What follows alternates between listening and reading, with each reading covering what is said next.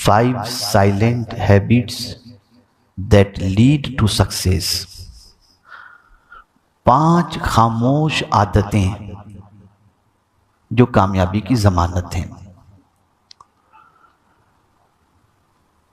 कामयाबी ऐसी चीज है कि दुनिया का कोई इंसान नाकामी को पसंद नहीं करता।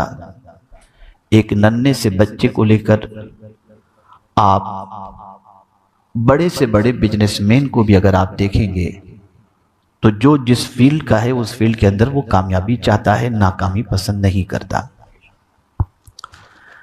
लेकिन हम देखते हैं कि बहुत सारे नाकाम लोग भी कामयाबी का ढंढोरा पीटते हैं। लेकिन जब हम सही मानों में कामयाब इंसान की जिंदगी की स्टडी करते हैं तो पता चलता है कामयाब इंसान शोर नहीं मचाता, खामोश रहता है।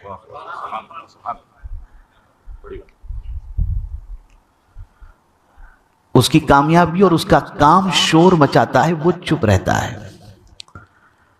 मौलाना रूम रहमतुल्लाह ताला अलैह ने 5 आदतों का जिक्र फरमाया जो कामयाब लोगों की आदत है। सबसे पहली खामोश आदत कामयाब इंसान की ये होती है कि वो खामोशी से मेहनत करता है। आप देखते होंगे जो बच्चे कुछ टारगेट अचीव करना चाहते हैं, आईपीएस आईएएस ऑफिसर बनना चाहते हैं, वो खामोश कमरे में बैठकर स्टडी करते हैं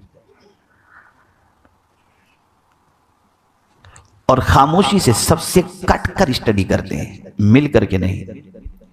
उनका ताल्लुक खेल से खत्म हो जाता है, उनका ताल्लुक सोशल मीडिया से कम हो जाता है, उनका ताल्लुक दोस्तों से कम हो जाता है।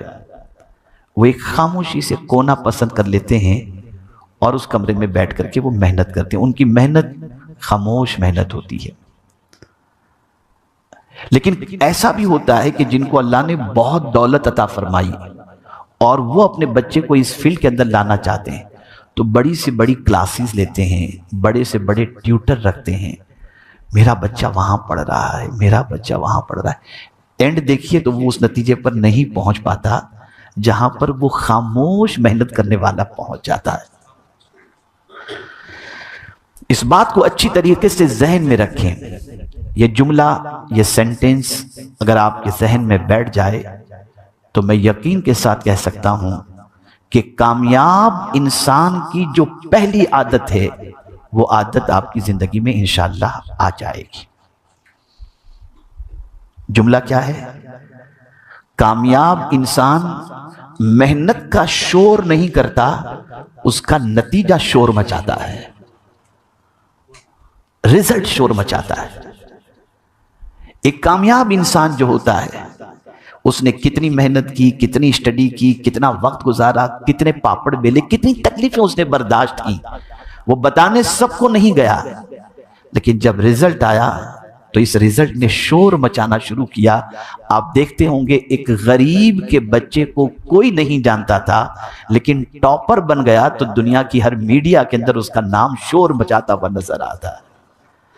कामयाब इंसान खामोशी से मेहनत करता है। आकाए करीम रऊफ रहीम अलैहि तहियत व तस्लीम ने इसीलिए इरशाद फरमाया, मन जद्दा वजदा, जिसने कोशिश की उसने पा लिया। बात करने की जरूरत नहीं, शोर मचाने की जरूरत नहीं, मेहनत करने की जरूरत है। और मेहनत का भी शोर मत मचाओ, खामोशी से मेहनत करो, खामोशी से मेहनत करो। मैं आपको बताऊं, दुनिया के मुख्तलिफ मुल्कों के दौरे के बाद बहुत कुछ सीखने को मिलता है।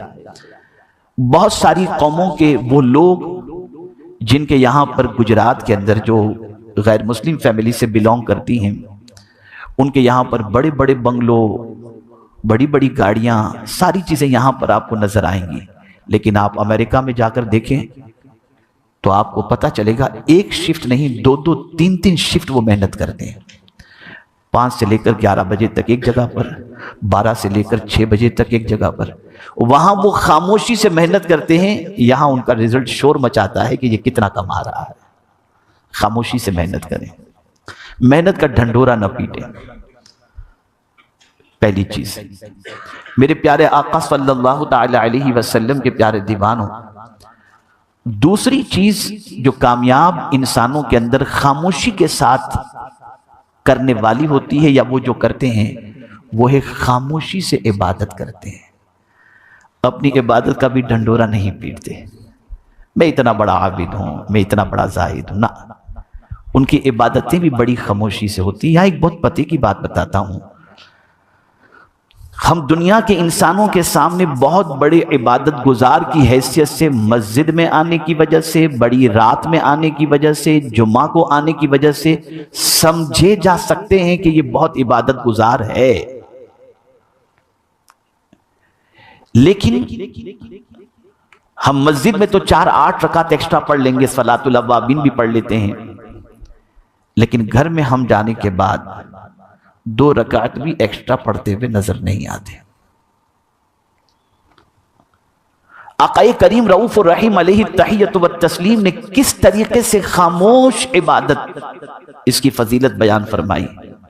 رسول رحمت صلی اللہ علیہ وسلم ارشاد فرماتے ہیں، جو شخص نماز تہجد ادا کرتا ہے، اور ظاہر سی بات ہے کہ نماز تہجد رات میں ادا کرے گا، دن میں اللہ اس کے چہرے کو منور کر دیتا ہے۔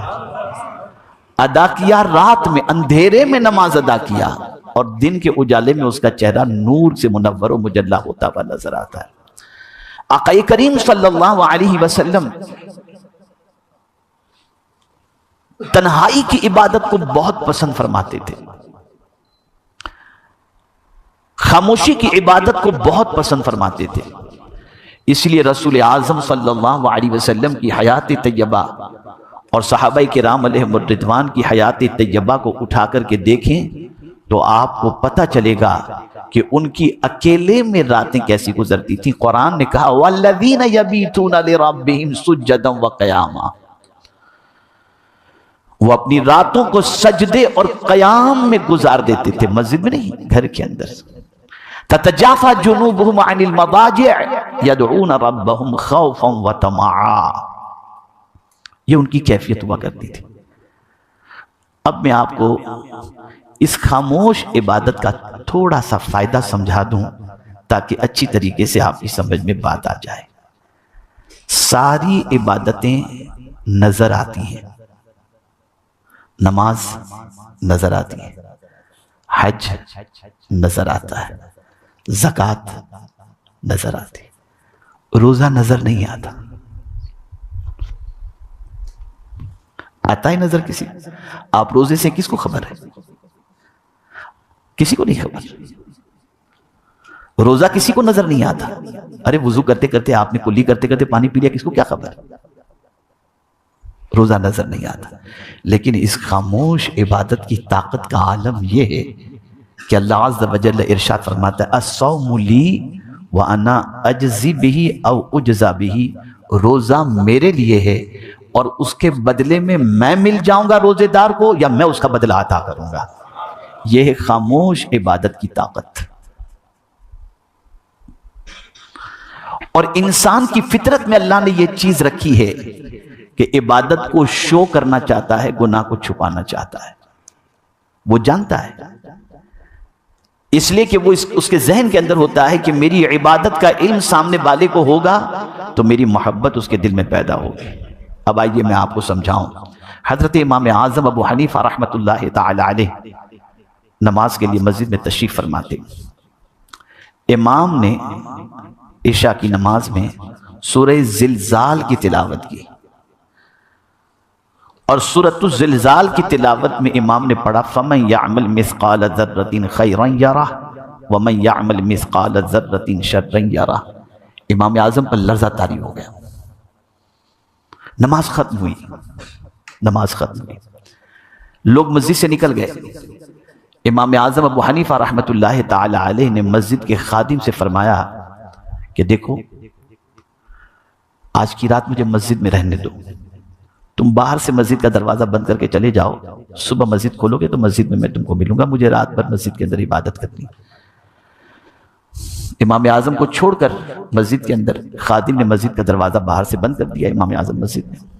صبح ہوئی، امام اعظم مسجد کے ایک کونے میں نماز پڑھ رہے تھے، خادم نے مسجد کا دروازہ کھولا تو دیکھا امام اعظم مسجد کے کونے میں کھڑے ہیں ہاتھ باندھ کر، اور اپنی داڑھی پر ہاتھ پھیرتے ہوئے روتے ہوئے کہتے ہیں، اے اللہ، اگر تو نے نعمان کو بخش دیا تو یہ تیرا بہت بڑا کرم ہوگا۔ یہ کون کہہ رہا ہے؟ امام اعظم ابو حنیفہ، جن کے ہم مقلد ہیں۔ امام اعظم ابو حنیفہ علیہ الرحمۃ والرضوان کو محسوس ہوا کہ کوئی آ گیا ہے، اور یہ دعا کرتے ہوئے کسی نے سن لیا۔ امام اعظم فوراً الرٹ ہوئے، اور جب اس آنے والے کو دیکھا اور محسوس ہوا کہ اس نے میری دعا سن لی ہے، اب خاموش عبادت کسے کہتے ہیں ذرا سنیے۔ امام اعظم ابو حنیفہ علیہ الرحمہ نے اس خادم سے فرمایا، جو کچھ تو نے دیکھا ہے جب تک میں زندہ ہوں کسی کو مت بتانا۔ اس کو میں بہت چھوٹے سے سینٹنس میں سمجھاؤں، اللہ والے عبادت کو چھپایا کرتے ہیں، چھپایا نہیں کرتے، اس لیے کہ خاموش عبادت میں پیورٹی ہوتی ہے، خاموش عبادت میں پیورٹی ہوتی ہے۔ وہ جانتا ہے، اس کا خدا جانتا ہے۔ ایک بڑے عظیم بزرگ کا ایک قول میں آپ کی سماعتوں کے حوالے کروں۔ ایک بزرگ سے کسی نے پوچھا کہ حضرت میں مومن ہوں یا منافق کیسے پتا چلے؟ میں مومن ہوں یا منافق کیسے پتا چلے؟ وہ بزرگ فرماتے ہیں، تیری نماز جو تو لوگوں کے سامنے پڑھتا ہے اور اکیلے میں پڑھتا ہے، اگر لوگوں کے سامنے نماز جو پڑھتا ہے اس سے اچھی نماز تو اکیلے میں پڑھ تو مومن ہے، تو مومن ہے۔ اور یہ خاموش عبادت کی بڑی طاقت ہے، بڑی قوت ہے۔ تو کامیاب انسان عبادت بھی کرتا ہے تو خاموشی کے ساتھ کرتا ہے، اپنی عبادت کے ڈھنڈورے نہیں پیٹتا۔ آپ کسی بھی کامیاب انسان کو دیکھ لیجئے، ہاں اتنا ضرور ہوتا ہے کہ جو قریب کے مریدین معتقدین ہوتے ہیں ان کو بھی تاکید ہوتی ہے کہ جیتے جی نہ بتانا، ہم جب اس دنیا سے چلے جائیں اس کے بعد تم کو بتانا ہو تو بتانا۔